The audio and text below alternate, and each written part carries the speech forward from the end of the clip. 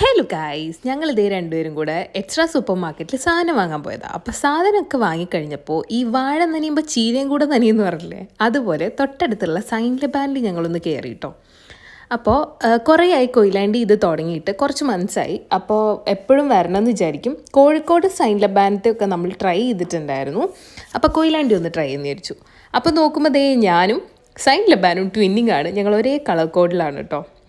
അപ്പം ഞങ്ങൾ ഓർഡർ ചെയ്തത് ന്യൂട്ടല്ല പിസ്താഷ്യോ ഒരു കോംബോയും പിന്നെ ചീസ് ബോംബ് എന്ന് പറഞ്ഞിട്ടുള്ള ഒരു സാധനവും കേട്ടോ നമ്മൾ ഓർഡർ ചെയ്തത്. അവിടെ ഈ മോണിറ്ററിൽ പുതിയ പുതിയ ഐറ്റംസും അവരുടെ പുതിയ ലോഞ്ചും ഒക്കെ കാണിക്കുന്നുണ്ടായിരുന്നു കേട്ടോ. അപ്പം ഞങ്ങളുടേത് പാർസലാണ് വാങ്ങിച്ചിട്ട് വീട്ടിൽ പോയിട്ട് കഴിക്കാമെന്ന് വിചാരിച്ചു.